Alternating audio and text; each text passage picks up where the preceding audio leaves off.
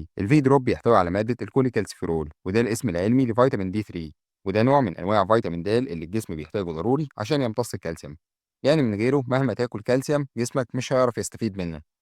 اللي بيحصل ان الجسم بياخد الكوليكالسيفيرول بطريقتين: يا اما من الشمس لما تتعرض لاشعة الشمس وبالذات الظهر الجلد بيصنع الكوليكالسيفيرول، يا إما من الأكل زي السمك أو البيض أو الكبدة أو المكملات. بس خد بالك، الكوليكالسيفيرول اللي بيتصنع أو يتاخد من الأكل مش نشط، هو كده كأنك اشتريت جهاز ولسه مركبتش البطارية. الجسم بيعمل إيه بعد ما بيستقبله؟ أول ما بيوصل الجسم الكبد بيمسكه ويشتغل عليه شوية ويحوله لحاجة اسمها 25 هيدروكسي فيتامين دي 3، ودي بنسميها الشكل المخزن أو الاحتياطي، وتقدر تقول الجسم كده بيحطه على الرف لحد ما يحتاجه. بعد كده بيجي دور الكلى تاخد الشكل ده وتحوله للشكل النشط 1.25 داي هيدروكسي فيتامين دي 3، وده بقى الشكل اللي بيشتغل بجد وينزل يظبط الدنيا.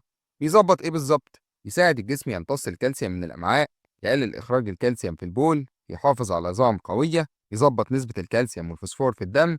يعني من الاخر هو المدير الفني لمنظومه الكالسيوم. انت بقى الدكتور ممكن يوصف الفي دروب. بنوصفه في حالات الوقايه او علاج نقص فيتامين د، لو الشخص عنده نقص فيتامين د سواء طفل او كبير، او عنده اعراض زي تعب دايم، الم في العظم والعضلات، تاخير في النمو عند الاطفال، او تحليل فيتامين د طلع قليل. ساعتها الدكتور بيكتب الفي دروب عشان يعوض النقص ده. كمان حالات لين العظام او الكساح عند الاطفال، لو الطفل ما بيتعرضش للشمس كويس او تغذيته مش متوازنه ممكن يحصل لين في العظم، فالفي دروب بيتاخد هنا عشان يساعد جسمه يمتص الكالسيوم ويقوي العظم. كمان السيدات الحوامل والمرضعات، الدكتور اوقات يوصفه للحامل او المرضعه عشان تحافظ على نسبه فيتامين د المظبوطه، وكمان يفيد الطفل اللي بيرضع. كمان كبار السن، مع التقدم في السن الجسم مش بيصنع فيتامين د بكفاءة، وكمان الامتصاص بيقل، عشان كده بيتاخد فيه دروب لتقوية العظم ومنع هشاشته. وأوقات ممكن نوصفه مع الكالسيوم لو في علاج لحالة زي هشاشة العظم أو كسر أو نقص كالسيوم، فالدكتور ممكن يكتب الفي دروب مع الكالسيوم عشان يساعد الجسم يمتصه كويس. كمان للأطفال حديثي الولادة، تقريبا كل الأطفال حديثي الولادة بياخدوا نقط الفي دروب بشكل وقائي، لأن لبن الأم لوحده مش كفاية لفيتامين د، والرضيع ما بيتعرضش للشمس كفاية. الفي دروب ليه دور مهم في علاج نقص الكالسيوم المرتبط بكسور الغدة الجرثرقية، بس لازم يكون تحت إشراف طبي لأن الجرعة هنا بتكون خاصة والموضوع حساس ومرتبط بالكالسيوم والفوسفور، وممكن يؤدي لمضاعفات لو استخدم غلط. طيب إيه هي الآثار الجانبية للفي دروب أو إمتى تحصل؟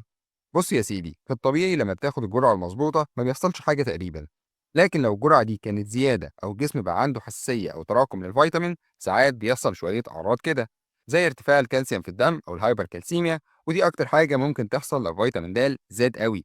وقتها هتحس بغثيان وترجيع، إمساك، فقدان في الشهية، عطش شديد أو تبول كتير، صداع أو إرهاق وخمول، وده بيكون سببه إن الجسم بدأ يمتص الكالسيوم أكتر من اللازم. كمان ممكن يسبب حصوات في الكلى، لو الكالسيوم عالي فترة طويلة ممكن يتراكم في الكلى ويكون حصوات. كمان ممكن يحصل تكلس في الأنسجة، لو الحالة اتطورت الكالسيوم ممكن يترسب في أنسجة الجسم زي الشرايين والكلى، وده نادر بس وارد مع الجرعات الكبيرة جدا أو مع الاستخدام لفترة طويلة من غير متابعة. كمان ممكن يسبب حساسية، وده نادر جدا. في حالات نادرة الجسم ممكن يرفض المادة الفعالة وتظهر أعراض زي طفح جلدي، حكة، تورم في شفايف أو الوجه، وساعتها لازم تروح المستشفى فورا.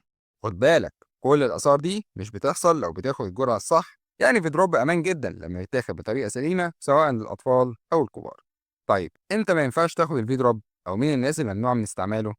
أول حاجة، لو عندك نسبة كالسيوم عالية في الدم، يعني الهايبركالسيميا، لو أصلا جسمك فيه كالسيوم كتير ما ينفعش تاخد الفي دروب لأنه هيزود الكالسيوم أكتر، وساعتها ممكن تدخل في أعراض خطيرة. كمان لو عندك فيتامين د عالي اصلا، يعني هايبر فيتامينوزس دي، في ناس بتاخد مكملات كتيره من غير متابعه ويوصل فيتامين د عندهم لمستوى سام. لو تحليل فيتامين د طلع عالي ما ينفعش تاخد فيدروب غير لما الدكتور يقول لك. كمان لو عندك حصوات كالسيوم في الكلى، لو سبق لك الاصابه بحصوات الكالسيوم لازم الدكتور يقرر الاول اذا كان الفيدروب مناسب ليك ولا لا، عشان مفيش ترسيب زياده في الكلى.